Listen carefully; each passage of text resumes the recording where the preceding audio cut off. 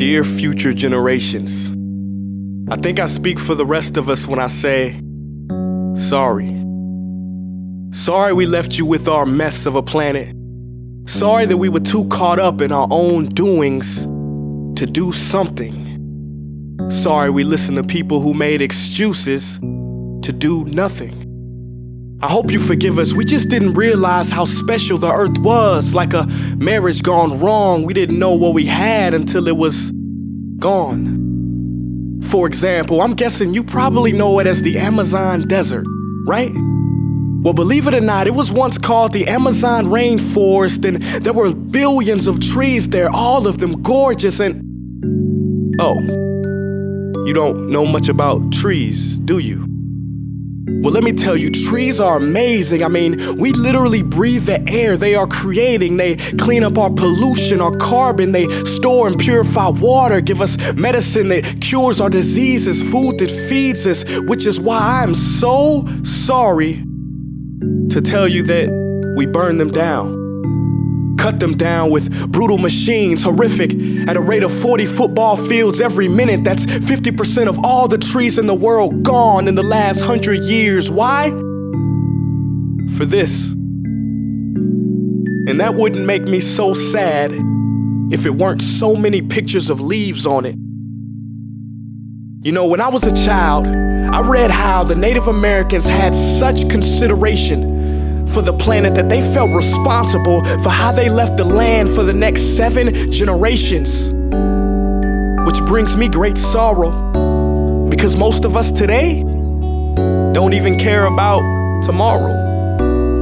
So I'm sorry. I'm sorry that we put profit above people, greed above need, the rule of gold above the golden rule. I'm sorry we use nature as a credit card with no spending limit, overdrafting animals to extinction, stealing your chance to ever see their uniqueness or become friends with them. Sorry we poison the ocean so much that you can't even swim in them. But most of all, I'm sorry about our mindset, 'cause we had the nerve to call this destruction progress.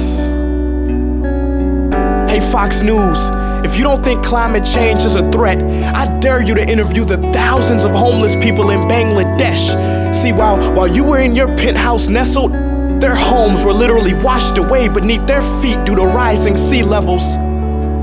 And Sarah Palin, you said that you love the smell of fossil fuels. Well, I urge you to talk to the kids of Beijing who are forced to wear pollution masks just to go to school. See, you can ignore this, but the thing about truth is, it can be denied, not avoided. So I'm sorry, future generations. I'm sorry that our footprint became a sinkhole and not a garden. I'm sorry that we paid so much attention to ISIS and very little to how fast the ice is melting in the Arctic. I'm sorry we doomed you, and I'm sorry we couldn't find another planet in time to move to. You know what? Cut the beat. I'm not sorry.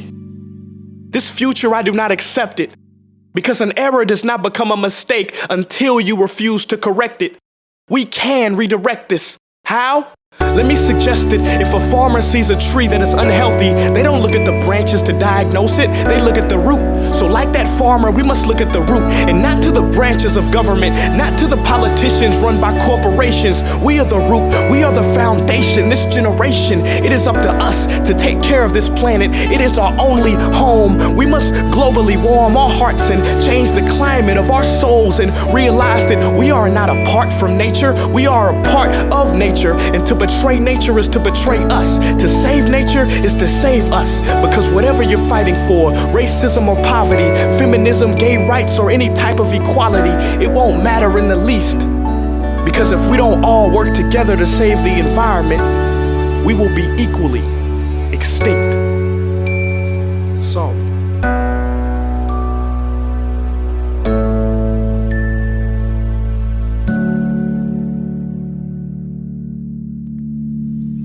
Hey guys, for the past several weeks, I've been here in Africa, the heart of Africa, witnessing the horrific destruction of the rainforest, which inspired me to write this piece. Why are forests being destroyed at such an enormous rate? For this. Today we live in a world where destroying trees makes you money. So what can we, normal people, do about it? One way to directly fight the destruction is to stand for trees. By standing for trees, not only can you save the lives of trees, help forest communities, and protect the rights of animals to live in their homes, but you will also balance the amount of pollution that you yourself give off with your everyday activities, making you a part of the solution and not the problem. This is the option that I chose. But whatever way that you choose to stand for trees, do it. Because a wise man once said, when the rivers are all dried up and the trees cut down, man will then realize that he will not be able to eat money.